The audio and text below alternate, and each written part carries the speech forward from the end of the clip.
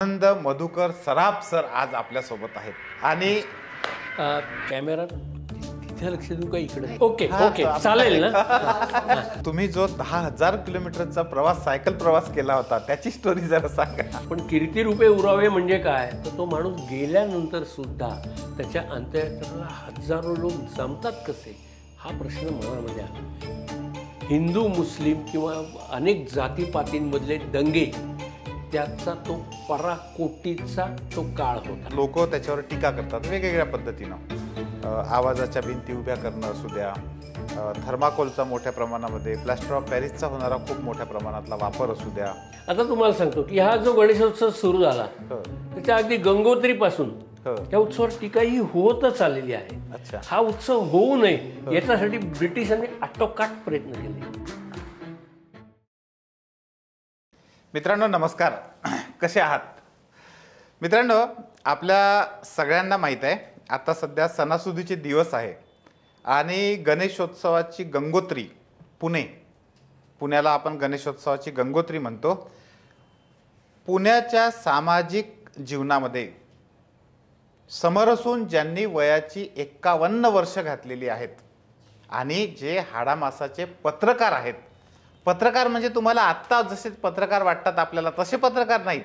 AC रूममध्ये बसून report लिहिणारे पत्रकार नाहीत, तर ते पत्रकार जे फुटपाथवरच्या माणसांशी भेटतात, अगदी तळागाळातल्या प्रत्येक माणसाशी ज्यांनी भेटलेले आहेत, आयुष्याशी ह्या सगळ्या लोकांच्या, आपल्या मातीत जन्मलेल्या लोकांचे ते समरस झालेले आहेत.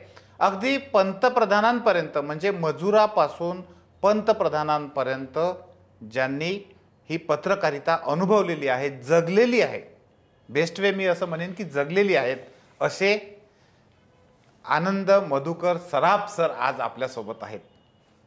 आणि सर नमस्कार. कॅमेरा तिथे लक्ष देऊ का इकडे? नाही, दोन तिन्ही सगळीकडे चालते, काही अडचण म्हणजे ओके ओके चालेल ना. अगदी अगदी अगदी अगदी. Okay okay okay. तर मित्रांनो, आनंद मधुकर सराफ ह्या नावामध्ये एक वलय आहे. नुसतं वलय नाही आहे, आपण म्हणतो ना की सराफ आडनावामध्ये आहेत आणि खऱ्या सोन्याची परीक्षा जी आहे ती करण्याचं कसब पण त्यांच्यामध्ये आहे. मी जेव्हा या पॉडकास्टच्या निमित्तानं त्यांच्याशी चर्चा गप्पा करत होतो आधी, तेव्हा तुम्हाला एकाच शब्दात सांगतो की मलाही स्वतःला असं वाटत होतं की ह्या गप्पा कधीच संपू नये. आणि मला खात्री आहे की तुम्हाला जेव्हा आता आपला हा पॉडकास्ट सुरू होईल आणि चालेल तेव्हा तुम्हाला वाटेल की ह्या गप्पा कधी संपूच नाहीत. खऱ्या अर्थानं ह्या गप्पा सुरूच राहिल्या पाहिजे असा अशी जाणीव देणाऱ्या गप्पा आज आपल्यासोबत होणार आहेत. सर नमस्कार. नमस्कार. सर, विचारण्यासारखं खूप आहे, पण सगळ्यात पहिल्यांदा मला अतिशय क्युरियस असं वाटतं, जेव्हा या पॉडकास्टच्या निमित्तानं आपली चर्चा झाली, आधी बोललो आपण, तेव्हा मला हे जाणवलं की आनंद मधुकर सराफ हे व्यक्तिमत्व कसं तयार झालं? तुम्हाला अगदी सहजतेने घरगुती मित्राशी मोकळेपणाने जसे आपण गप्पा मारतो तशा गप्पांमधून मी या तुमच्या सगळ्या प्रश्नांची उत्तरं देईन. येस. आपण शालेय जीवनामध्ये पारितोषिक वितरण समारंभ बघत असतो. मग ते पाहुणे, पारितोषिक वितरणासाठी आलेले पाहुणे, त्यांच्याबरोबरच्या त्यांच्या मॅडम, येस, सिल्कची साडी, प्रत्येक विद्यार्थ्याला बक्षीस, समोरून कॅमेरामन फोटो काढतोय. विद्यार्थ्यांच्या कळपामध्ये बसून मी जेव्हा हे दृश्य पाहायचो तेव्हा माझ्या मनामध्ये एक गोष्ट पक्की यायची, आपल्याला बक्षीस नको, पण आपल्या हस्ते बक्षीस समारंभ व्हावेत. अच्छा. मग जर आपल्या हस्ते बक्षीस समारंभ व्हायला पाहिजे असतील तर त्या पाहुण्यासारखं आपलं पण परिचय पत्रक असलं पाहिजे. बरोबर. म्हणजे कर्तृत्व असलं पाहिजे. बरोबर. मग हे जेव्हा मनामध्ये रुजलं तेव्हा जमिनीवर पाय आणि वेध आकाशाचा याचा मेळ कसा घालता येईल याचा विचार शालेय काळापासून मनामध्ये चालू झाला. बरं. आणि मग एखाद्या मध्यमवर्गीय कुटुंबातला एखादा मुलगा जेव्हा स्वप्न बघतो तेव्हा त्याचे जमिनीशी पाय नातं जे काय असतं ते सुद्धा तो सुद्धा हवेत जाता कामा नये. जमिनीशी नातं पण त्याचं टिकून राहिलं पाहिजे. मग वास्तववादी आयुष्यामध्ये आपल्याला काय करता येईल, जे काही करता येईल, वास्तववादी आयुष्यामध्ये तुम्ही स्वप्न पाहू शकता, ध्येय ठरवू शकता, कोणत्या गावाला जायचं आहे, आपल्याला प्रवास कोणता करायचा आहे ते तुम्ही ठरवू शकता. आणि हे सगळं ठरवताना एकदा का आपलं ध्येय निश्चित झालं, कोणत्या गावाला जायचं हे निश्चित झालं, की माणूस आपोआप त्या दिशेने ती गाडी पकडतो, त्या दिशेची ती वाट शोधून काढतो आणि मग त्याचा प्रवास चालू होतो. आयुष्याचा प्रवाससुद्धा असाच असावा असं मला वाटतं. आणि ही सगळी जी काही शिकवण आहे ती तुमच्या घरातून, तुमच्या आईवडिलांकडून, त्याचबरोबर तुम्ही ज्या शाळेमध्ये शिक्षण घेता त्या शाळेचा ऐतिहासिक वारसा, तत्कालीन ध्येयवादी शिक्षकांची पिढी, ही सुद्धा निश्चित या सगळ्या विद्यार्थी घडवण्याच्या मार्गामध्ये निश्चित त्यांचं योगदान सुद्धा महत्त्वाचं आहे. Yes yes yes yes sir, पुण्याच्या सार्वजनिक गणपती उत्सवामध्ये जवळजवळ 51 वर्ष तुम्ही सहभाग घेतला. बरोबर. आणि हा जो सहभाग घेतला त्याची सुरुवात कशी झाली? आता तुम्हाला सांगतो की 73 साली मी 11वी मॅट्रिक पास झालो. अच्छा. आता तोपर्यंत गल्लीमध्ये प्रत्येक ठिकाणी मंडळाच्या आजूबाजूनी छोटी छोटी बालमंडळं, ही वाड्यांमध्ये वगैरे अशी बालमंडळं ही असतातच. तर आम्ही तिथे लुडबुड करणं, मांडव बांधायला आला की तिथं उड्या मारणं, खेळ खेळणं, हे सगळे प्रकार आम्ही सुद्धा केलेले आहेत. मग आता तुम्हाला सांगतो की जे जाणकार कार्यकर्ते होते, ज्येष्ठ कार्यकर्ते होते, त्यांना सुद्धा नवीन पिढीकडे ह्या सगळ्या गोष्टी सुपूर्त करायच्या आहेत ह्याची जाणीव सुद्धा होती. तो दूरदृष्टीपणा सुद्धा त्यांच्याकडे होता. मग मंडई जवळच्या पंत सचिव पिछाडीच्या एका छोट्या मंडळामध्ये त्या ठिकाणी आमच्या मंडळाच्या ज्येष्ठ कार्यकर्त्यांनी सुद्धा हा विचार केला होता. आणि 47 साली स्थापन झालेले मंडळ, त्याचा रौप्य महोत्सव झाल्यानंतर चांगलं काहीतरी करून आपण नवीन पिढीकडे हे मंडळ सोपवावं अशा विचारात ते कार्यकर्ते होते. आणि त्या विचारात असताना नवीन कोण कोण उत्साही कार्यकर्ते आहेत हे शोधण्याचा त्यांचा प्रयत्न होता. मग त्या कार्यकर्त्यांची नावं बाल कार्यकर्ते म्हणून अहवालात टाकणं. आणि तुम्हाला अगदी मी प्रांजळपणे सांगतो, अहवालामध्ये छापलेलं आमचं नाव वर्ग शिक्षिकेला सुद्धा आम्ही मोठ्या आपुलकीने, प्रेमाने, अभिमानाने दाखवलं होतं की माझं नाव अहवालामध्ये छापलेलं आहे. तर ही सुरुवात. आणि ती आपण प्रांजळपणे ह्या सगळ्या गोष्टी कबूल कराव्यात किंवा हे सगळं मला अप्रूप वाटलं. आता त्याच्यानंतर 9व्या दिवशी, विसर्जनाच्या आदल्या दिवशी सत्यनारायणाची पूजा असते. त्या सत्यनारायणाच्या पूजेला सुद्धा त्यांनी मला आवर्जून तू बसशील का म्हणून विचारलं. आता तो एक मान असतो, मग तो उपास करायचा वगैरे असं सगळं. आणि मग ते सगळे गुरुजी सांगतील त्या पद्धतीने त्या वेशामध्ये आपण त्या ठिकाणी बसायचं आणि आपल्या हस्ते पूजा आणि सगळ्या आजूबाजूनी लोक बघतात. एक जबाबदारीची जाणीव, ही जाणीव त्या निमित्ताने या मंडळामध्ये निर्माण होत गेली. आणि आता आपल्याकडे ही सगळी कामं येणार आहेत, आपण ही त्या प्रवासाचे वाटेकरू आहोत. ही गोष्ट त्या निमित्ताने रुजत गेली. हे सुरुवातीचे दिवस होते. त्याच्यानंतर आता अगदी सुरुवातीला की 73 सालचा आपण काळ लक्षात घेतला पाहिजे की तेव्हा डब्यामध्ये सुद्धा वर्गणी, चवली पावलीची वर्गणी किंवा ₹2 आणि फार फार तर एखाद्या शेटनी 11 रुपयाची वर्गणी दिली तर त्याचं नाव म्हणजे असं मोठं डोक्यामध्ये राहायचं. तर असा तो सगळा काळ होता. मग ह्या गणेशोत्सवामध्ये उत्सवाचे खर्च आणि जनसंपर्क, त्यातून निर्माण होणारे उत्पन्नाचे स्रोत, याचा मेळ कसा घालायचं, याचं प्राथमिक शिक्षण, जनसंपर्क आणि अर्थकारण, याचं प्राथमिक शिक्षण, ते जे काही प्राथमिक धडे हे या उत्सवाने आम्हाला दिलेले. म्हणजे व्यवहाराचा, जनसंपर्काचा श्री गणेशा आम्ही त्या ठिकाणी केला. सर, गणेशोत्सवाचं तुम्ही म्हणजे तुमचं कशी सुरुवात झाली ते तुम्ही फार सुंदर सांगितलं. पण मला एक प्रश्न राहून पडतो आहे, म्हणजे तुम्ही जो 10,000 किलोमीटरचा प्रवास, सायकल प्रवास केला होता, त्याची स्टोरी जरा सांगा. आता तुम्हाला सांगितलं ना की शाळेतले बक्षीस समारंभ हे मला खूप आवडायचे. आणि आपल्या शाळेत आपल्या हस्ते कधी बक्षीस समारंभ होणार याची स्वप्न तेव्हापासून पाहायला सुरुवात केली. मग आपण मध्यमवर्गीय आहोत, आपल्याला खिशाच्या, अर्थकारणाच्या मर्यादा आहेत. मग त्यातून काय आपण करू शकतो.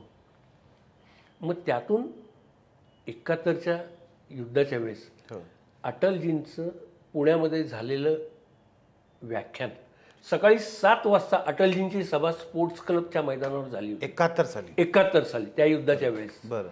तर ती सभा कुठल्याही मोठ्या सभा, मंडई, टिळक पुतळा किंवा फार तर शानवारोडा, या सगळ्या ठिकाणी आमचे आई वडील आम्हाला घेऊन जायचे. एवढंच काय तर आई सुद्धा ओंकारेश्वरच्या मोठ्या लोकांच्या अंत्ययात्रेला सुद्धा आई लेकरा बाळांसहित, सुशिक्षित घरातली एखादी माता मोठ्या लोकांच्या अंत्ययात्रेला स्वतः महिला लेकरा बाळांना घेऊन जाते. हा अतिशय अपवादात्मक अशी ती गोष्ट होती आणि त्याच्यामध्ये आम्ही होतो. मग हे सगळं पाहताना माणूस मरावे परी कीर्तिरूपे उरावे हे ऐकलेले, पण कीर्तिरूपे उरावे म्हणजे काय तर तो माणूस गेल्यानंतर सुद्धा त्याच्या अंत्ययात्रेला हजारो लोक जमतात कसे, हा प्रश्न मनामध्ये आला. मी पाहिलेली सगळ्यात मोठी अंत्ययात्रा त्या काळची रँगलर परांजपेंची अंत्ययात्रा मला आठवली. त्याच्यानंतर अंबाऊ म्हाळगींची अंत्ययात्रा मी पाहिली.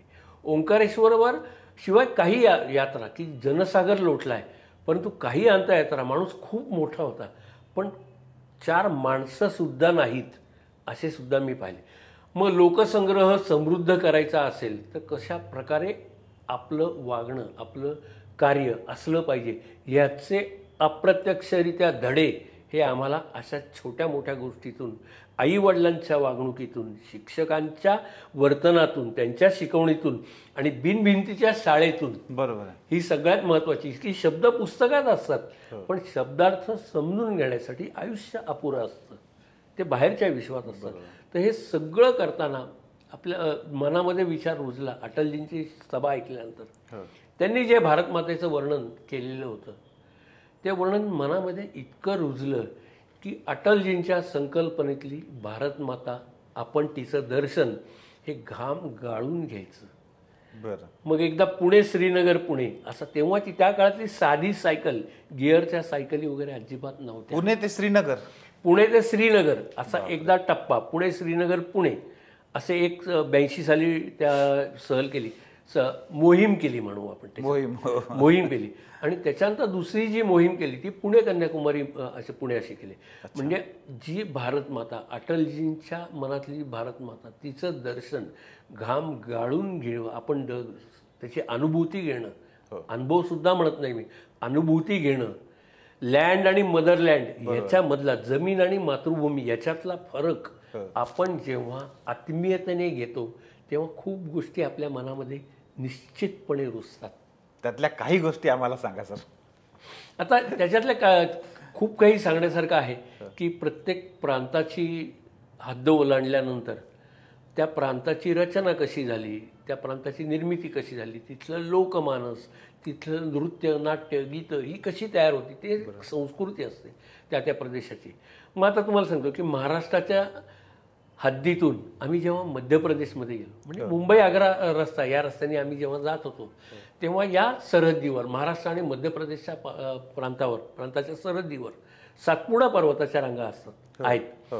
तर आता ह्या सातपुडा म्हणजे 7 पर्वतरांगा, ह्या रांगा ओलांडताना सायकलवरून घाट माथे, घाट रस्ते, असे सगळे रस्ते साध्या सायकलनी, अक्षरशः तुम्हाला सांगतो तारे चमकले हो डोळ्यापुढे, पण एकच मनामध्ये ध्येय पक्क होतं की ह्या मातृभूमीला आपल्याला नमस्कार करायचा आहे, वंदन करायचं आहे आणि ते सुद्धा स्वकष्टाने करायचं आहे. मग हे सगळं त्या प्रदेशातून जाताना, महाराष्ट्रातून मध्य प्रदेशमध्ये जाताना प्रांताचे सरहद्द संपली, महाराष्ट्राची हद्द संपून मध्य प्रदेशची सुरू झाली. मग तिथल्या टोलनाक्यावर बोलणारे माणसं सुद्धा हिंदी बोलायला लागली आणि इकडे मराठी बोलत होते. तर आता ह्या सगळ्या, तो काळ वसंत ऋतूचा होता, जंगलाचा तो सगळा प्रदेश. परंतु गंमत अशी वाटली की निसर्ग आहे हा, की महाराष्ट्रातल्या जंगलातली कोकिळा सुद्धा कुहूकुच बोलत होती आणि मध्य प्रदेश सातपुडा पर्वताच्या जंगलामधली सुद्धा कोकिळा कुहूकुच बोलत होती. मग आपण जे गाणं ऐकतो, पंछी नदिया पवन के झोके, कोई सरहद ना इन्हें रोके, सरहद इंसानों के लिए होती है. मग या प्रांतांच्या, देशांच्या सरहद्दी कशा ठरतात, मग पर्वतरांगा असतील, सागर किनारे असतील, या सगळे जे काही नैसर्गिक जे काही चढ उतार आहेत, नैसर्गिक जे काही तो जो काही भाग आहे त्याच्यानुसार ह्या प्रांतांच्या सरहद्दी, नदी एखादी नदी 2 प्रांतांची सरहद्द असते, समुद्रकिनारा एखाद्या प्रांताची सरहद्द, पर्वतरांगा हे सगळे नैसर्गिकरित्या ह्या सगळ्या गोष्टी होत असतात. पण हे शिकायला कुठलं पुस्तक नाही. तुम्हाला जेव्हा घाम गाळून तुम्ही जेव्हा आपला देश बघता तेव्हा या सगळ्या गोष्टींमधून तुम्हाला जमीन आणि मातृभूमी ह्याच्यातला फरक तिथं समजतो. Great great sir. ही स्टोरी खरंच म्हणजे खूप मोठी प्रेरणा देणारी आहे. म्हटलं ना की तुम्हाला की शब्द पुस्तकात असतात, बरोबर. परंतु त्याचा अर्थ समजून घ्यायला भिंतीच्या शाळेमध्ये तुम्हाला ते सगळं समजून घ्यावं लागतं. Yes yes yes. सर, तुम्ही नेहमी म्हणता की गणेशोत्सव याची जी शाश्वत मूल्य आहे ती खूप महत्त्वाची आहेत. आणि शाश्वत मूल्य म्हटल्यानंतर मला पहिल्यांदा जे जाणवतं की गणेशोत्सवामधून जे कार्यकर्ते निर्माण होतात, कार्यकर्त्यांचं जे एक प्रचंड मोठं केंद्र मोहोळ आहे गणेशोत्सव, तर ते कसं आहे? कारण तुम्ही 51 वर्षाचा हा सगळा पट बघितलेला आहे आणि तो नसानसात भिनलाय असं आपण म्हणू शकतो. तो तुम्ही जगला आहात खरं. तर हे कार्यकर्त्यांचं मोहोळ आणि गणेशोत्सवाचा कसा संबंध आहे? आता आपण जर विचार केला तर दोन त्याच्यामध्ये आपण भाग करूयात. एक स्वातंत्र्यपूर्व काळ आणि स्वातंत्र्योत्तर काळ गणेशोत्सवाचा. तर ह्या दोन काळाचा आपण जर विचार केला तर 1892 साल, साधारण 90चं ते दशक हा गणेशोत्सवाच्या गंगोत्रीचा काळ, उगमाचा काळ असा आपण समजूयात. तर आता तो जो काही उगमाचा काळ होता, गंगोत्रीचा ते उगमाचा काळ होता आणि पुढे मग ही महानदी झाली. परंतु तो जो काही काळ आहे त्या काळाचा जर आपण विचार केला तर त्या काळामध्ये ब्रिटिशांनी इथल्या लोकांच्या एकत्र येण्याचा धसका घेतलेला होता. 1857 साली जे बंड झालं, पण तेव्हा संपर्काची माध्यमं काही फारशी प्रभावी नव्हती. त्यामुळे ते बंड तसं मोडून काढलं गेलं ब्रिटिशांकडून. परंतु तो एक धडा डोक्यामध्ये ठेवून इथले लोक एकत्र कसे येणार नाहीत याचा विचार करणं ब्रिटिश राजसत्तेने चालू केला. आणि म्हणून तोडा आणि फोडा ही साधी सोपी नीती ही त्यांनी अवलंबली की इथल्याच लोकांमध्ये जातीपातींवरून आपापसात भांडणं लावायची म्हणजे ते एकत्र येणार नाहीत. अशा पद्धतीचा जेव्हा त्यांनी तो विचार केला तेव्हा मग त्यांनी काय केलं की 1890चं जे दशक आहे ते दशक हा हिंदू मुस्लिम किंवा अनेक जातीपातींमधले दंगे त्याचा तो पराकोटीचा तो काळ होता की आपापसात दंगे धोपे एवढंच काय लढाया आपापसात घडवणं हे ब्रिटिशांच्या कूटनीतीमुळे असा तो सगळा एक काळा असा कभिन्न असा एक झाकोळलेला असा तो काळ होता जातीय दंग्यांनी. मग त्या काळामध्ये 1892चा आपण काळ विचारात घेऊ. 1890 पर्यंत ह्या सगळे जातीय दंगे वगैरे होतच होते. त्या काळामधली एक गोष्ट सगळ्यात महत्त्वाची मला सांगावीशी वाटते की ब्रिटिशांनी त्यांचे हेर आणि पत्रकार या सगळ्या मंडळींना सांगितलं होतं की हे लोक हिंदुस्थानी लोक एकत्र कुठे कुठे आणि काय निमित्ताने येतात याचा तुम्ही वेध घ्या. तर एक पत्रकार, त्याचं नाव आहे चिरॉल या नावाचं पत्रकार, त्यांनी एक अहवाल तयार केलेला होता की हे हिंदुस्थानातले लोक कुठेही कोणत्याही छोट्या मोठ्या गावात शहरात एकत्र येतात. ते एका दगडाला केशरी रंग लावून त्याची पूजा करण्याच्या निमित्ताने हे लोक एकत्र येतात असा रिपोर्ट. आणि लोकांचं एकत्र येणं हे आपल्या राजसत्तेला घातक ठरू शकतं असा रिपोर्ट त्या चिरोल ह्या पत्रकाराने दिला इथल्या राजसत्तेकडे आणि तो थेट लंडनला पोहोचला. म्हणजे ही गोष्ट आपण लक्षात घेतली पाहिजे की लोकांचं एकत्र येणं हे ब्रिटिश राजसत्तेला घातक होतं, त्यांच्या साम्राज्याला घातक होतं. आणि त्याच वेळेस लोक एकत्र आल्याशिवाय ह्या स्वातंत्र्य चळवळीला बळ मिळणार नाही हा विचार करणारे समाज धुरीण दूरदृष्टीचे नेते मंडळी ही सुद्धा त्याच वेळेस कार्यरत होती. पुण्याचे खाजगीवाले म्हणून जे ग्रस्त होते, इथले पुण्यातले जमीनदार होते, पेशवेकालीन वारसा होता त्यांच्याकडे, तर ते जेव्हा ग्वाल्हेरला गेले होते, ग्वाल्हेर, इंदूर, बडोदा वगैरे ही सगळी मराठी राजांची संस्थानं, तर त्या प्रत्येक ठिकाणी मराठी माणूस जिथं जिथं पोहोचला त्या प्रत्येक ठिकाणी सार्वजनिक गणेशोत्सव त्यांनी जगाच्या कानाकोपऱ्यात नेला. बरोबर. आता जगामध्ये 122 छोट्या मोठ्या प्रांतांमध्ये, देशांमध्ये हा सार्वजनिक गणेशोत्सव साजरा होतो. तर ग्वाल्हेरमध्ये जेव्हा ते जेव्हा गेले होते खाजगीवाले, तेव्हा त्यांनी ग्वाल्हेरमध्ये तो जो काही राजेशाही मिरवणूक, सार्वजनिक गणेशोत्सवाची विसर्जन मिरवणूक ही एका दिशेने जाते आहे, सर्व समाज त्याच्यामध्ये एकवटलेला आहे आणि गणपती बाप्पाचा जयघोष, एकाच दैवताचा जयघोष त्या ठिकाणी होतोय. मग तसा उत्सव आपल्याला पुण्यामध्ये चालू करता येईल का, अशा पद्धतीचा विचार घेऊन ते पुण्यामध्ये आले. मग खाजगीवाले, भाऊ रंगारी, गोटवडेकर, तरवडे अशी सगळी मंडळी ही एकत्र आली. म्हणजे तेव्हाचे समाज धुरीण किंवा समाज शिक्षक अशी जी काही मंडळी म्हणून कार्यरत होती की जे दूरदृष्टीने देशाचा, समाजाचा विचार करत होते, अशी सर्व मंडळी एकत्र आली आणि त्यांनी विचार केला की आपल्याला पण ग्वाल्हेरसारखा एका दिशेने देवदेश धर्माचा विचार करणारी जनशक्ती, त्या जनशक्तीला धरण बांधता येईल का, असा विचार त्यातून चालू झाला. पुण्यातली माणसं एकत्र आली आणि 1892 साली पहिला गणेशोत्सव जो काय म्हणतो आपण की तो पहिला गणेशोत्सव चालू झाला. आणि 5 गणपती 1892-93 या काळामध्ये फक्त 5 गणपती पुण्यामध्ये सार्वजनिक स्वरूपामध्ये बसवले जात होते. मानाचे गणपती, पहिले गणपती, मानाचे म्हणण्यापेक्षा पहिले गणपती. तर हे जेव्हा ह्या गणपतींची सुद्धा एक विसर्जन मिरवणूक त्या काळी निघत होती.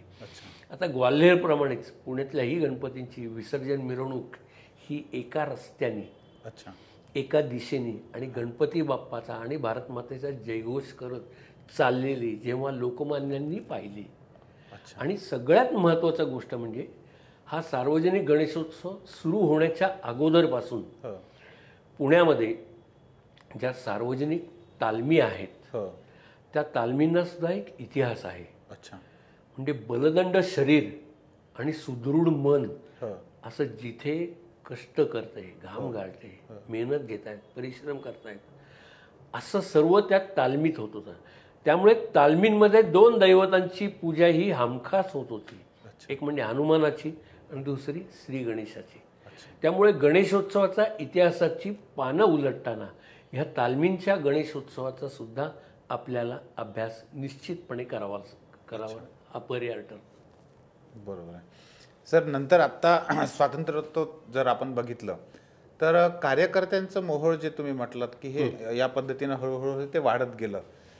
कार्यकर्त्यांसोबतच गणेशोत्सवाच्या निमित्ताने कलावंत जे आहेत किंवा कलाकार लोक जे आहेत त्यांचंही व्यासपीठ म्हणजे गणेशोत्सव असं म्हटलं जातं. तर तो इतिहास कसा आहे? आता या गणेशोत्सवाची जेव्हा आपण एक ठळक वैशिष्ट्य अगदी थोडक्यात धावता आढावा जर म्हटलं तर कार्यकर्ते तयार करणारं ही एक कार्यशाळा, गणेशोत्सव ही कार्यशाळा म्हटलं. आता त्याच्यामध्ये ही कार्यशाळा कशी तयार होत गेली तर एक तर म्हणजे तुम्हाला देव, देश आणि धर्मावरची श्रद्धा, त्याच्याशिवाय कोणी हे गणेशोत्सव करतच नाही. मग हा सार्वजनिक गणेशोत्सव जर समजा करायचा असेल तर तिथे लोकवर्गणी आली.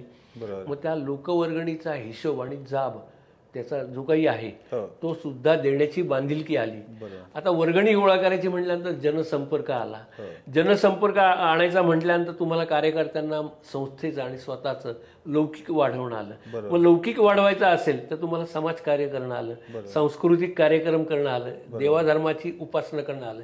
हे सगळं जेव्हा कार्यकर्ता करायला लागला तेव्हा ह्या गणेशोत्सवामध्ये तो हा देव सुद्धा एक विघ्नहर्ता देव आहे. त्यामुळे कुठेही कोणावरही जरी अडचण आली तरी धावून जाणारा कार्यकर्ता कोणता तर गणपती मंडळाचा.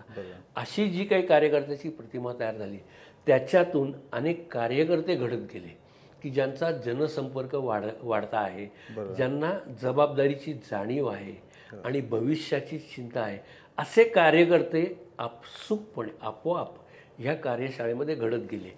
आणि मग जेव्हा स्वातंत्र्योत्तर काळामध्ये जेव्हा निवडणुका जाहीर झाल्या, मग लोकप्रतिनिधींची निवड करायची जेव्हा संधी आली, वेळ आली, तेव्हा जनसंपर्काचा, सामाजिक जाणीवेचा, सांस्कृतिक विचारांचा जो कोणी कार्यकर्ता असेल त्या कार्यकर्त्याला निश्चितपणे प्राधान्य दिलं जायला लागलं. त्यामुळे ही जे काही गणेशोत्सव ही कार्यकर्त्यांसाठी कार्यशाळा ठरत गेली. आता स्वातंत्र्य मिळाल्यानंतर सुद्धा मग स्वातंत्र्य मिळाल्यानंतर मग हा उत्सव विसर्जित करा असं झालं नाही. अच्छा. ह्या गणेशोत्सवाची जी काही शाश्वत मूल्य आहेत हो. तर काळानुसार परिवर्तन घडवून आणणं उत्सवामध्ये सुद्धा त्याच्या उद्दिष्टांमध्ये सुद्धा परिवर्तनशीलता आणि व्यापकता ही या उत्सवाची दोन महत्त्वाचे गुणधर्म आहेत. अच्छा. हा उत्सव जगामध्ये कानाकोपऱ्यात अगदी 122 ठिकाणी, हा अधिकृतरित्या आकडा सांगतो मी, बरं. 122 ठिकाणी छोट्या मोठ्या देशांमध्ये हा उत्सव साजरा होतो, जिथे जिथं मराठी माणूस पोहोचला तिथे. हो. मग व्यापकतेबरोबर परिवर्तनशीलता. आपण म्हणतो की काळाच्या कसोटीवर कोण टिकतं, मग व्यक्ती असो किंवा संस्था असो, बरोबर आहे. कोण टिकू शकतं, तर जो काळानुरूप स्वतःमध्ये बदल घडवू शकतो, मग ती संस्था असेल किंवा व्यक्ती असेल. हे काळानुरूप बदल हे ह्या गणेशोत्सवाने, की जो गणेशोत्सव पूर्वी स्वातंत्र्याची चळवळ होता, परंतु नंतर अगदी उद्दिष्टामध्ये सुद्धा त्यांनी बदल करून घेतला आणि ही चळवळ स्वातंत्र्यानंतर सुराज्याची चळवळ म्हणून याच्यामध्ये अगदी पायाभूत बदल हा काळातून घडत आलेला बदल आहे. Yes yes yes.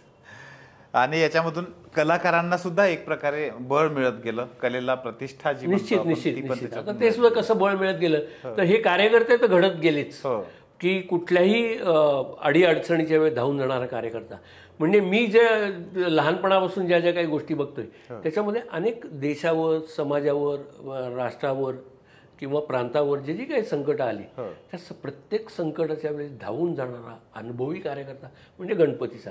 61च्या 65च्या पुराच्या वेळेस अनेकांची घरं वाहून गेली. अच्छा. प्रपंच वाहून गेले, सगळं होतं नव्हतं ते सगळं मालमत्ता सुद्धा वाहून गेली. मग त्या काळामध्ये विशेषतः नदीकाठचं पुणं मर्यादित होतं, पर्वती हे गावाबाहेरचं केंद्र होतं, तर पुणं हे मर्यादित होतं. त्यावेळेस 65च्या पुराच्या वेळेस सुद्धा या सगळ्या लोकांची घरं उभी करून देणं, त्यांच्यासाठी काही पुनर्वसनासाठी काही कार्य करणं, हा धडा हा तेव्हा त्याच्यामध्ये अगदी गणपती नदीकाठच्या गणपती मंडळांच्या मूर्ती सुद्धा वाहून गेल्या. मग हा विघ्नहर्ता बाप्पा आहे, त्याचा आपल्याला आयुष्याचा संस्थेचा पुन्हा श्री गणेश करायचा, या भक्तिभावाने या श्रद्धेने अनेक जण उभे राहिले. आणि ह्याच्यातून मग त्या सगळ्या गोष्टी घडत गेल्या, की हा सगळ्या आपत्तीतून सगळे. मग 62 चीन युद्ध असेल, 65चं युद्ध आहे, 71चं युद्ध आहे, 72चा महाराष्ट्रातला प्रचंड मोठा दुष्काळ आहे. बरोबर. त्याच्यानंतर अगदी वेळोवेळी जे कुठे आग लागली, लातूरचा भूकंप आहे, त्या लातूरच्या भूकंपाच्या वेळेस सुद्धा तुम्हाला सांगतो की काही शेतमजूर महिला ह्या दुसरा उपायच नाही म्हणून जेव्हा वेश्यावस्तीमध्ये जेव्हा आल्याचं समजलं, तेव्हा तिथल्या देवदासी महिलांनी तिथल्या गणपती मंडळांच्या साह्याने एक अतिशय पुण्यकर्म केलं, की शेतावर राबणाऱ्या शेतमहिला, की आम्ही परिस्थिती विधिलिखित म्हणून या व्यवसायात आलो, पण तुम्ही या व्यवसायात अजिबात पडू नका, तुमची जी काही चरितार्थाची व्यवस्था आहे ती आम्ही बघू, गणपती बाप्पा बघेल, विघ्नहर्ता बघेल. म्हणून त्या भागातल्या देवदासी महिला आणि गणपती मंडळ यांनी त्या महिलांना साडी, चोळी, बांगडी आणि वाटखर्ची देऊन त्यांना आपापल्या गावी परत पाठवलेलं आहे. तर या असे खूप काही गोष्टी या सगळ्या उत्सवाच्या काळामध्ये या सगळ्या गणपतीच्या कार्यकर्त्यांच्या माध्यमातून घडत गेल्या. त्यामुळे तुम्ही जो मला प्रश्न विचारला की कार्यकर्त्यांची कार्यशाळा, त्याचं उत्तर हे अशा सगळ्या प्रसंगातून आहेच आहे. आणि दुसरा जो तुम्ही प्रश्न विचारला की कलाकारांचं व्यासपीठ म्हणून हे कसं तयार झालं, तर आता गणेशोत्सवाच्या काळामध्ये, स्वातंत्र्यपूर्व काळामध्ये ब्रिटिश राजसत्तेविरुद्ध प्रबोधन करायचे. मग ते प्रबोधन सुद्धा थेट प्रबोधन न करता रूपकात्मक पद्धतीने प्रबोधन करायचं. मग त्याच्यामध्ये नृत्य, नाट्य, गीतं, भाषणं, वक्ते, अनेक वक्त्यांचे व्याख्यानं, या सगळ्या माध्यमांचा उपयोग तेव्हा मेळ्यांच्या माध्यमातून ते सादरीकरण, गणपतीमध्ये 10 दिवस सादरीकरण व्हायचं. मग नृत्य, नाट्य, कला, अभिनय, व्याख्यानं हे सगळं आलं म्हटल्यानंतर, वक्तृत्व हे सगळं आलं म्हटल्यानंतर अनेक कलाकार हे ह्या कार्यशाळेमध्ये घडलेले आहेत. आणि सर्वांची श्रद्धा हीच की गणपती बाप्पा आपल्या पाठीशी आहे. तुम्हाला आश्चर्य वाटेल की उस्ताद बिस्मिल्ला खां यांचं शहनाई वादन सुरुवातीच्या त्यांच्या काळामध्ये हे निंबाळकर तालमीच्या मंडपामध्ये, रस्त्यावरच्या मंडपामध्ये एक सेवा स्वरूपात चाललेलं होतं. अरे बापरे. उस्ताद बिस्मिल्ला खानचं शहनाई वादन. अच्छा. त्याचबरोबर वज्रदेही चौक जो कसबा पेठे बुधवार पेठेच्या सरहद्दीवर आहे, हो. त्या ठिकाणी सुद्धा त्या काळामध्ये सरस्वती राणे, भीमसेन जोशी यांचे सुद्धा उमेदवारीच्या काळामधले त्यांचे जे काही कार्यक्रम व्हायचे हो. ते सुद्धा सेवा स्वरूपामध्ये त्या मंडपामध्ये गणपतीच्या समोर साजरे व्हायचे. एवढंच काय, ती परंपरा आजही टिकून आहे. आता प्रसाद ओक अभिनेता हे नाव तर आपल्या सगळ्यांना माहिती आहे. बरोबर. त्यामुळे त्याच्यानंतर सिद्धेश्वर झाडबुके अगदी हे नव्या पिढीचे अभिनेते आहेत. परंतु हे दोन्हीही कार्यकर्ते गणेशोत्सवाच्या कार्यशाळेमध्ये घडलेले आहेत, याचा साक्षीदार मी आहे. हो सर, आता तुम्ही नव्या पिढीपर्यंत आला. कार्यकर्त्यांचं जे व्यासपीठ, कलाकारांचं व्यासपीठ असं मी म्हटलं तर हे जे काही कला मेळे जे व्हायचे, तर ते मेळ्यांमध्ये जे काही मेळे सादर व्हायचे त्याच्यामध्ये घुंगराच्या काठ्या हातात घेऊन धनगरी वेशामध्ये हे सगळे मेळे सादर करणारे कलाकार यायचे. कारण लक्ष वेधायचं तर आवाज पाहिजे, वेशभूषा पाहिजे. मग ह्या सगळ्या माध्यमातून कलाकारांना एक व्यासपीठ मिळत गेलं. अनेकांचे उमेदवारीचे काळ हे या गणपतीरायाच्या आशीर्वादाने आयुष्याच्या कलेचा श्री गणेशा त्यांनी तिथं केलेला आहे. आणि महाराष्ट्रभर मधल्या वेगवेगळ्या गणेशोत्सव मंडळामध्ये जी छोटी मुलं आपल्या कला सादर करतात, तिथून त्यांच्या कलाकाराला निश्चितच एक श्रद्धा, बाप्पाचा आशीर्वाद आपल्या पाठीशी आहे. गणरायावरची श्रद्धा हे अनेकांना बळ मिळवून देणारी गोष्ट आहे. सर, आता आपण नवीन पिढीपर्यंत आलोच आहे. अलीकडच्या काळामध्ये गणेशोत्सवाला जे स्वरूप प्राप्त झालेलं आहे, खूप लोक त्याच्यावर टीका करतात वेगवेगळ्या पद्धतीनं. आवाजाच्या भिंती उभ्या करणं असू द्या, थर्माकोलचा मोठ्या प्रमाणामध्ये, प्लॅस्टर ऑफ पॅरिसचा होणारा खूप मोठ्या प्रमाणातला वापर असू द्या, अशा अनेक गोष्टी आहेत की ज्याच्यावर खूप साऱ्या वेगवेगळ्या स्तरातून टीका पण होते आहे. आपल्याला दोन्ही, आता तुम्हीच पत्रकार आहात, तुम्ही कधी ह्या गोष्टी बघितल्याच आहे, तुम्हाला हे माहीतच आहे. ह्या सगळ्या गोष्टीकडे तुम्ही कसं पाहता? आता तुम्हाला सांगतो की हा जो गणेशोत्सव सुरू झाला त्याच्या अगदी गंगोत्रीपासून त्या उत्सवावर टीका ही होतच आलेली आहे. हा उत्सव होऊ नये याच्यासाठी ब्रिटिशांनी आटोकाट प्रयत्न केले. मग गणेशोत्सवासाठी जे जे परवाने लागतात ते सर्व परवाने मिळवण्यासाठी आधी ब्रिटिशांचं एक आज्ञापत्र किंवा जे परवाने असायचे त्या काळात सुद्धा म्हणजे स्वातंत्र्यापूर्वी ब्रिटिश राजसत्तेने ह्या मंडळांना परवाने हे बंधनकारक ठेवलेले होते. मग तेव्हा सुद्धा मिरवणुकीमध्ये स्वतः गव्हर्नर सहभागी व्हायचा. दोन गोष्टी, एक लोकप्रवाहामध्ये सामील झालं पाहिजे आणि दुसरं त्या प्रवाहात काय चाललेलं आहे नेमकं याची पण जाणीव आपल्याला व्हायला पाहिजे. त्यामुळे ह्या उत्सवाला टीकेचं वावडं नाहीच. या उत्सवाचं एक महत्वाचं वैशिष्ट्य म्हणजे होणारे आघात, टीका ही जी काही आहे ती पचवली पाहिजे. आपण एक वाक्य आपल्याला खूप सुपरिचित आहे, निंदकाचे घर असावे शेजारी. या निंदकामुळे आपल्याला आपल्यातले दुर्गुण सुद्धा समजायला अशी उदात्त भावना आपल्या संस्कृतीमध्ये आहे. मग जे कोणी टीका करतात त्या टीकेतलं वास्तव समजून घेणं आणि ह्या उत्सवाचा जो एक अतिशय महत्वाचा गुण आहे परिवर्तनशीलता. काळानुरूप या उत्सवामध्ये जे जे बदल होत गेले, अगदी उद्दिष्टापासून सुरुवातीला स्वातंत्र्याची चळवळ होती, नंतर ती स्वराज्याची चळवळ झाली. आता याच्या उत्सवामध्ये जे जे काही बदल झाले ते अत्यंत बारकाईने मी हे सगळे तुमच्या समोर मांडू शकतो. मग या उत्सवामध्ये मूर्ती सुद्धा, त्या नदीमध्ये प्रदूषण वाढतंय असा जेव्हा विचार झाला तेव्हा मग सुरुवातीला शाडू मातीच्या मूर्ती होत्या. मग नंतर शाडू माती सुद्धा मिळणार कुठून आणि त्याचे सुद्धा एक डोंगर हे ठरलेले होते. मग व्यापकता तर वाढते, उत्सव तर वाढतोय. मग त्याच्यातून प्लॅस्टरच्या मूर्ती यायला लागल्या. त्या प्लॅस्टरचं पाण्यामध्ये विघटन होत नाही म्हणून मग ते केमिकलनी विघटन करणं ह्या सुद्धा प्रथा चालू झाल्या. त्या मूर्तींच्या विसर्जनासाठी वेगवेगळ्या व्यवस्था महानगरपालिका किंवा महाराष्ट्र शासनाकडून सुद्धा या व्यवस्था होत गेल्या. हे बदल कसे कसे होत गेले, जे समाजाला उपयुक्त आहे ते सर्व स्वीकारायचं आणि बाधक आहे ते सगळं बाजूला ठेवायचं. आता ह्या मूर्तींचं सुद्धा, मूर्तींच्या बाबतीत सुद्धा, की दरवर्षी गणेश गणेशाची मूर्ती विसर्जित करायची सार्वजनिक, त्याच्याऐवजी एक कायमस्वरूपी जर मूर्ती आपण स्थापन केली तर विसर्जनाची छोटी मूर्ती फक्त ठेवायची. मग हे सुद्धा बदल, हे मूर्तीमधले बदल आपण लक्षात घेतले पाहिजे. मंडपावर टीका होत गेली की मंडपामुळे वाहतुकीला अडथळा होतो. मग जसे टीका होत गेली तशी त्याच्यावर निर्बंध येत गेले आणि या निर्बंधांमधून सुद्धा एक चांगला मार्ग निश्चितपणे होईल. सुरुवातीला मंडप जे बांधले जात होते ते सगळे मंडप हे रस्त्यावर खड्डे खणून, वासे ठोकून, पहारीनी स्वतः हातामध्ये खड्डे आम्ही खणलेले, हात सोलवटून निघायचे, तर पहारीनी खड्डे खणून, वासे खोचून ते मंडप उभे करणे, झालरी कमानी हे उभं करणं, हे सुरुवातीच्या काळात होतं.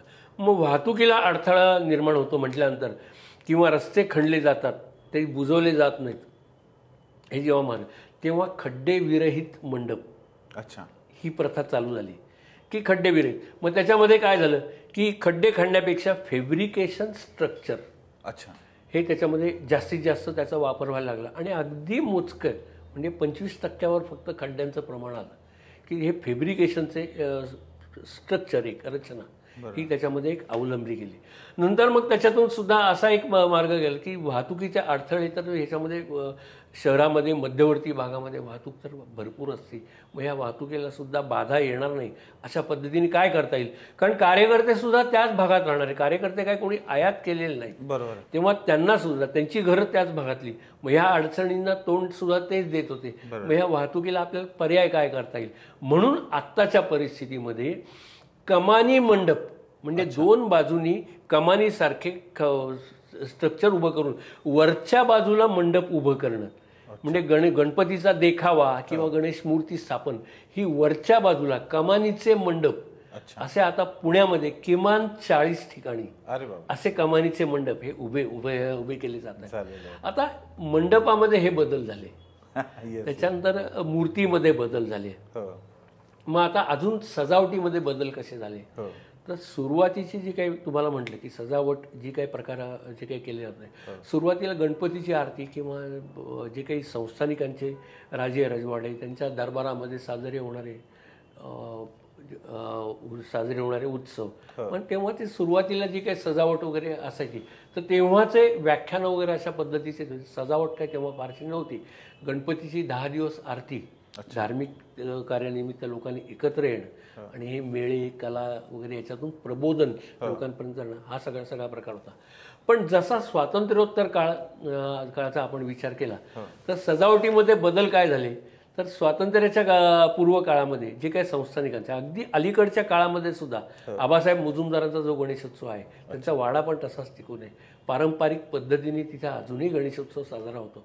तर 10 दिवसांमध्ये हे जे काही उत्सव साजरे होतात, मग या 10 दिवसांमध्ये सजावट कशी करावी असा जेव्हा विचार झाला, तेव्हा राजवाड्यांमध्ये जेव्हा त्यांच्या दरबारामध्ये गणेशोत्सवाची स्थापना व्हायची, मग दरबाराचा हॉल म्हटल्यानंतर, सभागृह म्हटल्यानंतर हंड्या, झुमरं, त्या ठिकाणी महिरपी, प्रभावळी वगैरे असा जो काही विषय असायचा, फार तर कारंजी, कडेला कुंड्या, असं राजे मंडळींच्या दरबारामध्ये अशा पद्धतीने तो गणेशोत्सव 10 दिवस साजरा व्हायचा.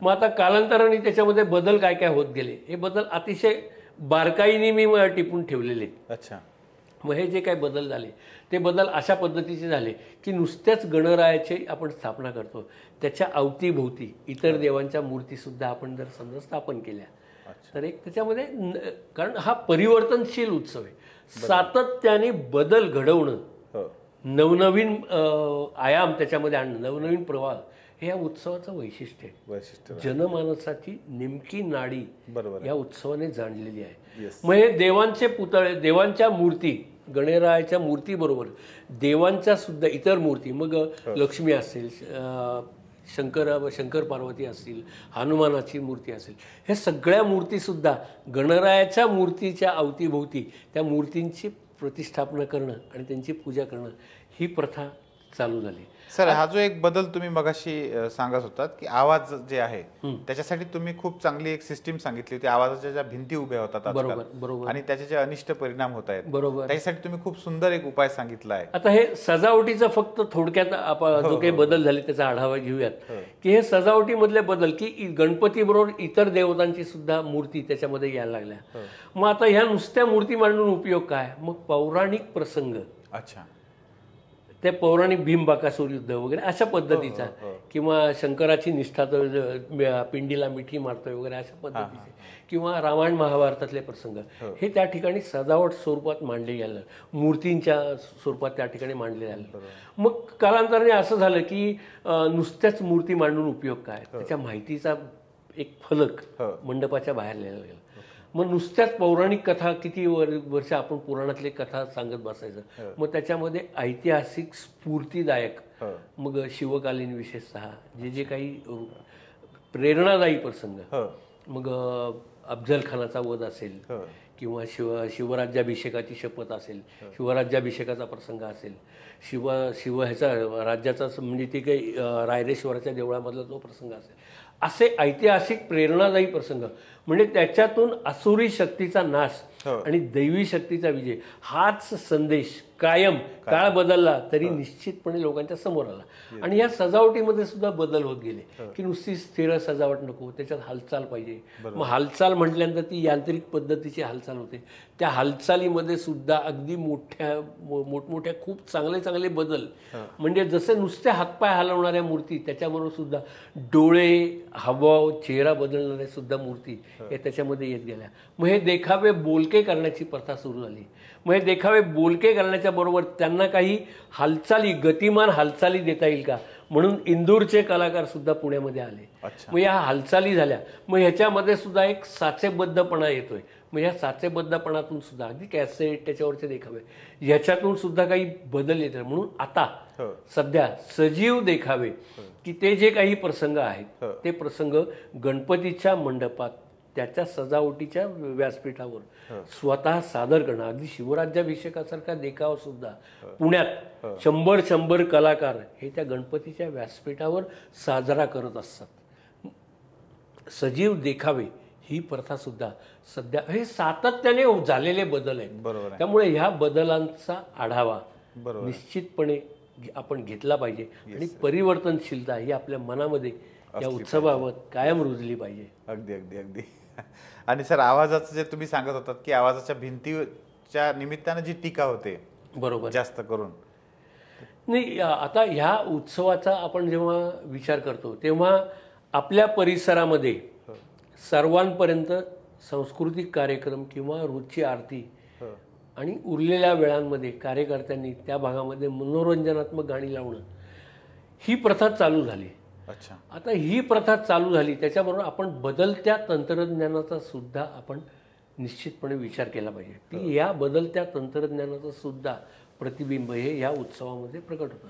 कोणताही उत्सव त्याचं प्रकटीकरण म्हणजे जनमानसाचं प्रतिबिंब त्याच्यामध्ये आपल्याला पाहायला मिळतं. मग जेव्हा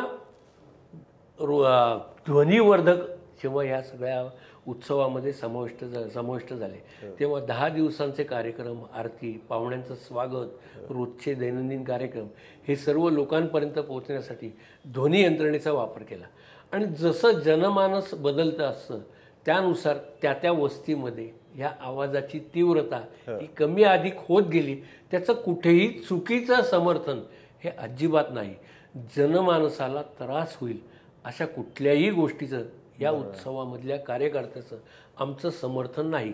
मग याच्यामध्ये काय बदल करता येईल, ही जी ध्वनी यंत्रणा आहे, ही जी आवाजाची तीव्रता आहे, ही सुसह्य कशी करता येईल ह्याचा जेव्हा आम्ही विचार केला तेव्हा प्रवाहामध्ये राहून आमच्या मनामध्ये असा विचार आला की दूरवर आवाज पोचण्यासाठी मंडपापाशी तीव्र आवाजामध्ये मोठे स्पीकर लावायचे. मग त्या मंडपाच्या आजूबाजूच्या लोकांना त्याचा त्रास निश्चित होत असणार. बरोबर. हा विचार आम्ही जेव्हा केला तेव्हा त्याला काय उत्तर देता येईल याचा आम्ही वास्तववादी विचार केला आणि चॅनल म्युझिक नावाची सिस्टीम आम्ही तिथं अवलंबली. चॅनल म्युझिक म्हणजे असं की 2च उच्च कर्कश स्पीकर लावण्यापेक्षा मंडपाच्या दोन्ही बाजूला 7-8 छोट्या छोट्या आवाजातले स्पीकर जर लावले तर रेडिओसारखा सुश्राव्य आवाज हा सर्वत्र पोहोचू शकतो. हे आम्ही स्वतः 3-4 वर्षांनी अजूनही ती पद्धत आम्ही आमच्या मंडळामध्ये अवलंबलेली आहे. मग आता ही पद्धत इतरांनी सुद्धा अवलंबावी, हा उत्सव लोकहिताचा असावा याच्यासाठी म्हणून आम्ही दुसऱ्या मंडळामध्ये याचं प्रात्यक्षिक दाखवण्यासाठी त्या भागातले पोलीस अधिकारी म्हणजे अगदी फरासखान्याचे पोलीस अधिकारी आणि पर्यावरण क्षेत्रात काम करणारे कार्यकर्ते या सर्वांना तिथे बोलवलं आणि हे जे प्रात्यक्षिक जे होतं आवाजाच्या चॅनल म्युझिक सिस्टीमचं हे आम्ही त्यांना दाखवलं की ही सुश्राव्यता अशा पद्धतीने येऊ शकते. आता कुठलेही बदल एका रात्रीत व्हायला नकोत. बरोबर. तर कर्कश साऊंड सिस्टीम जी काय आहे त्याचे सुद्धा कोणी निर्माते आहेत, बरोबर, प्रोडक्शन करणारे त्याचे कोणी आहेत, त्याचे कारखाने आहेत, तिथले रोजगार आहेत. एका रात्रीत बदल हा आमचा अपेक्षितच नाही, परंतु कालांतराने त्याच्यात बदल व्हावा हे आमचं ही माफक अपेक्षा आमची होती. म्हणून आम्ही हे प्रात्यक्षिक तिथं सादर केलं. पण ह्या सगळ्या प्रवासामध्ये सरकारी दुटप्पी धोरण आणि छुपं अर्थकारण ह्याच्या पुढं मात्र काही ठिकाणी आम्ही हातबल झालेलो आहोत. अच्छा. आता हे जे काही स्पीकरचे जे काही आम्ही प्रात्यक्षिक करून दाखवलं तर ते स्वीकारायला काहीच अडचण नव्हती. बरोबर. आता तुम्हाला सांगतो की सरकारी धोरण जे आहे की दिवाळीच्या सुमारास 2.5 इंचापेक्षा जास्त मोठे फटाके वाजवायचे नाहीत, त्याच्यावर शासकीय बंदी आहे. बरोबर. मग त्या शासकीय बंदी असल्यामुळे केंद्र शासनाच्या त्या बंदीमुळे आपली दिवाळी सुसह्य आणि शोभिवंत झाली. शोभिवंत फटाक्यांचा खप वाढला. चिनी फटाके जे 2.5 इंचापेक्षा मोठे ते बंद झाले. मग तोच निर्णय तोच ठामपणा या कर्णकर्कश ध्वनी यंत्रणेवर का त्याच्यावर सरकार त्याच्यावर बंदी आणत नाही असा आमचा कळीचा मुद्दा आहे. अतिशय महत्वाचं आहे. ते बंदी आणली पाहिजे, म्हणजे बंदी आली पाहिजे काही प्रमाणामध्ये. आता त्याच्यामध्ये सुद्धा कसे माहिती का की अगदी वास्तववादी आपण विचार जर समजा केला तर टिळक पुतळ्यापाशी जर 2 मोठे आवाजातले स्पीकर आपण लावले तर तिथे तो आवाज विस्तारित व्हायला जागा भरपूर आहे. अगदी थेट शनिपारापर्यंत, रामेश्वर चौकापर्यंत, दगडूशेठ दत्त मंदिरापर्यंत तिथं मोकळा परिसर, सगळा मोकळा परिसर आहे. त्यामुळे कर्णकर्कश आवाजाची ध्वनी यंत्रणा तिथं कर्णकर्कश वाटतच नाही. बरोबर. परंतु तीच यंत्रणा जर सदाशिव पेठेमध्ये चिमण्या गणपती चौकात जर आपण वापरली तर त्या ठिकाणी आवाज हा रिबाउंड परावर्तित होतोय. त्यामुळे तो निश्चितपणे त्रासदायक ठरतो. याच्यामधली सापेक्षता आपण लक्षात घेतली पाहिजे. बरोबर. म्हणजे लोक सारासार विचार न करता रिपीट करतात किंवा दुसरीकडचं जे म्हणतोय आपण ते परत परत तेच गोष्टी करतात. नाही, टीका असावी, टीकेचं स्वागतच आहे. पण माझं त्याच्यामध्ये म्हणणं असं आहे की तुम्ही या प्रवाहामध्ये सहभागी व्हा, कार्यकर्त्यांच्या अडचणी जाणून घ्या, वास्तवातलं अर्थकारण आणि दुटप्पी सरकारी धोरण या सगळ्याचा विचार करा. जे जे चांगलं आहे ते या उत्सवाने स्वीकारलेलं आहे आणि कार्यकर्त्याला त्याचा लौकिकच वाढवायचा आहे. तो आपोआप वाढतो. मिरवणुकीमध्ये जो चांगला झेंडा नाचवतो त्याच्या त्या झेंड्याबरोबर नाचवणाऱ्याकडेही लक्ष जातं. त्यामुळे ज्याला स्वतःचा लौकिक वाढवायचा आहे, निश्चितपणे नाव कमवायचं आहे, असा कार्यकर्ता जेव्हा उत्सवात होतो तेव्हा त्याच्या हातून जनहिताला बाधा येईल असं कुठलंही कार्य त्याच्या हातून होणार नाही असा माझा एक ठाम विश्वास आहे. अगदी अगदी अगदी. सर, हे सगळं म्हणजे आपण जेव्हा बघतो तेव्हा एक महत्त्वाचा पुन्हा दुवा मला असं वाटतं की गणेशोत्सव हा अर्थकारणाशी पण खूप मोठ्या प्रमाणात निगडीत आहे. बरोबर. अर्थकारणाचा आणि गणेशोत्सवाचा कसा संबंध? आता गणेशोत्सवाचे जे 4-5 महत्त्वाचे गुणधर्म आहेत त्याच्यामध्ये समाजोपयोगी अर्थकारण हा अतिशय मोठा विषय आहे. अच्छा. आपण म्हणतो की आपली संस्कृती ही कृषीप्रधान संस्कृती आहे. मग ही कृषीप्रधान संस्कृती, या संस्कृतीमध्ये जून महिन्यामध्ये पावसाळ्याच्या सुरुवातीला जमीन नांगरून बीजारोपण झालं, त्या शेती मशागत करून बीजारोपण झालं की त्याच्यानंतर सर्व अर्थकारण हे शेतीमध्ये केंद्रित झालेलं असतं. आणि जून नंतर धान्य खळ्यावर येईपर्यंत दसरा दिवाळी ही उजाडते. मग ह्या मधल्या काळामध्ये जेव्हा अर्थकारण शेतीमध्ये बंदिस्त असतं, जमिनीमध्ये बंदिस्त असतं, त्या काळात अर्थकारणाला चालना देणारा, रोजगार निर्माण करणारा कोणता महत्त्वाचा उत्सव आहे तर त्याच्यामध्ये निश्चितपणे गणेशोत्सवाचा आपल्याला विचार करावा लागतो. आता हा जेव्हा आपण विचार करतो ह्या उत्सवाच्या अर्थकारणाची जी अधिकृत आकडेवारी आहे ती म्हणजे दिल्ली स्थित असोचेम या नावाची जी संस्था आहे त्या संस्थेने जे काही सर्वेक्षण केलेलं आहे त्या संस्थेच्या आकडेवारीनुसार, त्यांच्या ठोकताळ्यानुसार या वर्षीचा 2024 सालचा जो गणेशोत्सव आहे त्या गणेशोत्सवातील उलाढाल ही 90,000 कोटींपर्यंत पोहोचणार आहे. बापरे, 90,000 कोटी. 90,000 कोटी. मी पुन्हा एकदा त्याची द्विरुक्ती करतो की ह्या उत्सवाचं अर्थकारण जे आहे ते यावर्षी अधिकृत आकडेवारीनुसार 90,000 कोटींपर्यंत पोहोचणार आहे. मग ह्या कृषीप्रधान संस्कृतीमधले आपले जे सणवार आहेत ह्या सणांची उपकृतता आपण विचारात घेतली पाहिजे. आणि ही जेव्हा उपकृतता आपण विचार करतो तेव्हा अर्थकारणाचा विचार करतो. त्यामुळे ह्या सगळ्या उत्सवामध्ये जे काही अर्थकारण आहे त्याच्याशी संबंधित असा सर्व समाज आहे. बरोबर. मग द्विरुक्ती होऊ नये म्हणून सांगतो की याच्यामध्ये सर्व जातीपातींचा समाज हा याच्यामध्ये समाविष्ट आहे. आणि ती जी काही शृंखला आहे, सहकार्याची शृंखला आहे, ती शृंखलासुद्धा आता मी इतका ह्या सगळ्या गोष्टींचा बारकाईने निरीक्षणं टिपलेली आहेत की ह्या उत्सवाच्या रस्त्यावरच्या बाजारपेठेमध्ये एखादा छोटा मुलगा बाप्पाला जान्हवी जोड म्हणून जानवं विकत असतो. अच्छा. तो बहुजन समाजातला एखादा शिक्षण घेणारा छोटा विद्यार्थी असतो. त्याला माहीत नसतं की हे जान्हवी जोड, बाप्पाला जान्हवी जोड आपण विकतोय, परंतु ते जान्हवी जोड विकून त्याच्यातून मिळणारा जो पैसा आहे तो त्याच्या शाळेच्या फीसाठी वापरत असतो. इथं कुठेही त्याच्या धर्मात, त्याच्या डोक्यात कुठेही जाती धर्म हा विषयच नाही. आपला गणपती बाप्पा हा एकमेव विषय आहे आणि त्याची सेवा आणि व्यवसाय करता करता हे जे काही समाजोपयोगी अर्थकारण आहे या समाजोपयोगी किंवा रस्त्यावर कमळं विकणारा जो कोणी एखादा अगदी तळागाळातला माणूस असतो. आता कमळं कुठे होतात तर दलदलीमध्ये कमळं तयार होतात जिथे साप, विंचू वगैरे अशा साप, नाग असे पाण्यामध्ये पाणथळी जागेमध्ये असतात. आता जीवावर उदार होऊन त्या दलदलीतून कमळ काढणं आणि ते बाप्पाच्या चरणी रुजू होण्यासाठी म्हणून ते बाजारपेठेमध्ये विकणं, याच्यामध्ये जी यंत्रणा आहे तिचं जातपातीचं कुठे विचार येतो. फक्त बाप्पाची सेवा आणि आपल्या पोटापाण्याची जोड हा सगळा विषय त्याच्यामध्ये येतोय. आता गणपतीसाठी जो केवडा लागतो, केवड्याचं वन म्हटल्यानंतर तिथे नाग, साप, विंचू हे सर्व काही असतात. परंतु गणपतीला केवड्याची पानं वाहिली पाहिजेत, शमी वाहिली पाहिजे.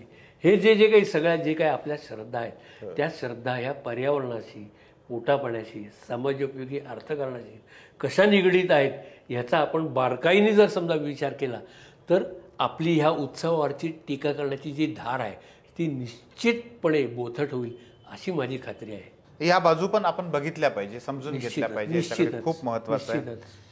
निश्चितपणे मित्रांनो, सराफ सरांनी आपल्या पूर्ण 51 वर्षाच्या या अनुभवातला जो खजिना आहे आणि सार्वजनिक गणेशोत्सवातला जी शाश्वत मूल्य आहेत ही शाश्वत मूल्य अत्यंत सुंदर पद्धतीने आपल्यासमोर मांडलेली आहेत. आणि ही शाश्वत मूल्य आपल्यासमोर आल्यामुळे यातली नकारात्मक बाजू जी आहे ती नकारात्मक बाजू बाजूला ठेवून सरांनीच म्हटल्याप्रमाणे की प्रवाहाच्या बाहेर राहून सुधारणा सुचवणे किंवा नुसत्या टीका करणे यापेक्षा प्रवाहामध्ये येऊन त्या सुधारणा करणे, त्या दुरुस्त्या करणे, त्यात पॉझिटिव्हिटी आणणे. आणि ऑलरेडी हा प्रवाह परिवर्तनशील आहे, त्याने हजारो स्वतःमध्ये बदल जे आहेत ते काळाच्या ओघात करून जाणकार आणि बुद्धिवंतांना हेच आमचं आव्हान आहे की तुम्ही या प्रवाहामध्ये या. कोथरूड भागामध्ये एका झोपडपट्टीच्या परिसरामध्ये त्याच्या शेजारी हाऊसिंग सोसायट्या वगैरे तिथं सुशिक्षित समाज राहतोय. आता तिथल्या स्पीकरचा त्यांना त्रास होतोय म्हणून त्यांनी माझ्याकडे तक्रार केली की तुम्ही गणेशोत्सवाचे समर्थक आहात, प्रवाहात आहात, मग ह्याच्यावर काय उपाय करता येईल. मी त्या साहित्यिक महिलेला सांगितलं की तुमच्या व्यथा मी समजू शकतो, परंतु एक काम तुम्ही कराल का की उद्या जेव्हा गणेशाची आरती चालू होईल तेव्हा तुम्ही स्वतः आरतीचं तबक घेऊन त्या कार्यकर्त्यांना भेटायला म्हणून जा. बरोबर. आता जेव्हा टीका करणारी, पोलिसांकडे टीका करणारी महिला म्हणून जिची ओळख होती, ती जेव्हा उत्सवाच्या मंडपापाशी आरतीचं तबक आणि प्रसाद घेऊन स्वतः येते म्हटल्यानंतर कार्यकर्ते निम्मे हापकूनच गेले की तुम्ही त्यांच्याशी समरस व्हा, त्या सगळ्या व्यथा समजून घ्या आणि प्रवाहामध्ये ती जी काही दुःख आहेत, ते जे काही वेदना आहेत, तुमचं जे काही ज्ञान आहे त्याच्यावर उत्तर समस्येवर उत्तर काढण्यासाठी तुम्ही तुमचं ज्ञान वापरा. ह्या सर्व समाजाला आपलंसं करा, त्यांच्यात मिसळा, त्यातून हा विघ्नार्थ्याचा उत्सव आहे ही श्रद्धा निश्चित दृढ होते. सर, अतिशय महत्वाची भूमिका आणि वास्तवातल्या ह्या सगळ्या गोष्टी. वास्तव एक आजोबा म्हणायचे, काय तुम्ही ती सारखी गाणी लावता, हिंदी गाणी लावता सारखी, जरा भक्तिगीत वगैरे लावा. त्या आजोबांना आम्ही सांगितलं की अहो संध्याकाळी 9-10 नंतर आरती झाल्यानंतर अगदी पहाटेपर्यंत गणपतीचा मांड उघडा की तर समजा इतर गाणी लावली तर काय हरकत नाही, फक्त भक्तिगीतं लावा तुम्ही, असा त्यांचा आग्रह होता. आता आम्ही त्यांना म्हटलं, आजोबा तुम्ही आमच्या बरोबर फक्त 2-3 तास थांबा. अच्छा. जेवण करून आजोबा आले, मग ते भक्तीच्या फुलांचा बोलतो सुवासा, अमुक तमुक वगैरे सगळी भक्तिगीतं सलग 2-3 तास, 30 गाणी, अभंग, सगळे भावगीतं, सगळे असं तो सगळा विषय झाला. 2-3 तास तीच गाणी ऐकल्यानंतर आजोबांनी आम्हाला सांगितलंय की बाबांनो, तुमचं म्हणणं मला समजलं, पण जरा लावा आपण हळू आवाजातला.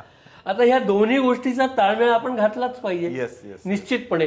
आता लावणी म्हटल्यानंतर त्याचा कडकडाट, ढोलकीचा कडकडाट आणि घुंगरांचा खळखळ ही झालीच पाहिजे, पण तो बैठकीच्या लावणीमध्ये तो नसतो. तिथं काही कुठलाही खळखळाट नाही, खणखणाट नाही. परंतु मग हे संगीत जे काय, त्या संगीताला सुद्धा अनेक पदर आहेत. सूर आणि गोंगाट याच्यामधला फरक सुद्धा आपण समजून घ्यायचा असतो, कार्यकर्त्यांच्या बरोबर राहायचं असतं, अनुभव संपन्नतेचा फायदा नवीन पिढीला घेऊन जायचा असतं. आमच्या वेळी असं नव्हतं. हा जो तक्रारीचा सूर असतो त्याच्यामध्ये नकारात्मकता ठासून भरलेली असते, परंतु नवीन प्रवाहामध्ये सामील व्हा, तुमच्या ज्ञानाचा फायदा हा नवीन पिढीला घडवा, असं आमचं एक नम्र विनंती आहे. सर, अत्यंत सुंदर पद्धतीने उदाहरणासहित तुम्ही ही जी नकारात्मकता आहे ही नकारात्मकता टाळून एक सकारात्मक दृष्टिकोनातून उत्सवाकडे पाहण्याचा दृष्टिकोन तुम्ही या ठिकाणी दिलात. तुम्ही आलात, तुमच्या अनुभवाचा खजिना आमच्यासमोर उघड केलात, त्यासाठी 3S टॉक तर्फे खूप खूप धन्यवाद. फक्त सर एक म्हणजे मी ग्रामीण भागातून आलेलो आहे, त्याच्यामुळे मला इथं एक गोष्ट पुन्हा ही शेअर करावीशी वाटते. खास करून ग्रामीण भागात आज गणेशोत्सवाचं जे स्वरूप पोहोचलेलं आहे ना, ते खूप प्रमाणामध्ये भ्रष्ट स्वरूप पोहोचलेलं आहे. म्हणजे ठीक आहे, लोक तिथं गणपती बसवतात बरेचदा, पण जसं पुण्यामध्ये सार्वजनिक गोष्टींवर भर दिला जातो, चांगल्या गोष्टींवर भर दिला जातो, इथं जे वर्गणीदार आणि जे लोक राहतात त्यांना रुजलेल्याच गोष्टी या ठिकाणी चालतात. याच्या उलट बरेचदा ग्रामीण भागामध्ये मी पाहतोय की मिरवणुकांमध्ये दारूचा जो वापर आहे तो खूप जास्त प्रमाणामध्ये वाढलेला आहे. तुम्ही म्हटलं तसं अर्थात त्या ठिकाणच्या लोकांच्या आणि त्या समाज जीवनात जनमानसाचा प्रतिबिंब त्याच्यामध्ये दिसणार आहेत. परंतु बाप्पाच्या उत्सवामध्ये, देवाच्या उत्सवामध्ये नशाबाजी किंवा थिल्लरपणा अजिबात असतं कामा नये. त्याचं कोणत्याही प्रकारे समर्थन कोणीही करणार नाही. जो ह्या उत्सवाच्या प्रवाहात आहे त्या सर्वांनी या सगळ्या गोष्टींचा मनापासून विचार करावा. अगदी छोट्या मुलांकडून सुद्धा आपल्याला शिकण्यासारखं खूप काही असतं. आपण सदैव विद्यार्थी राहावं या सगळ्या प्रवासात. कार्यकर्ता म्हणून तर आहेच आहे, परंतु विद्यार्थी म्हणून सुद्धा आपल्याला, अभ्यासक म्हणजे काय, जो अभ्यास करतो म्हणजे जो विद्यार्थी आहे. आता अभ्यासक, गणेशोत्सवाचा अभ्यासक म्हणून माझी जेव्हा ओळख आहे तेव्हा PhD करणाऱ्या ह्या विषयांमध्ये, या क्षेत्रामध्ये PhD करणाऱ्या 4-5 कार्यकर्त्यांना मी थोडंसं सहकार्य, मार्गदर्शन करू शकलो. त्याचबरोबर मी संपूर्ण ज्ञानी आहे असा कधीही दावा करणार नाही, कारण आपल्याकडे जी म्हण आहे की तू किती अनुभव संपन्न आहेस, तू किती पावसाळे पाहिलेत, याच्यावर तुझी अनुभव संपन्नता असते. आम्ही त्याच्यामध्ये थोडीशी सुधारणा करतो की पावसाळ्याच्या बरोबर तू किती गणेशोत्सव पाहिलेस अगदी अगदी असा जर समजा तो अनुभव असेल Yes, तर ती अनुभव संपन्नता निश्चित त्याचं आयुष्य समृद्ध करत असते. Yes. मंगलमूर्ती मोरया.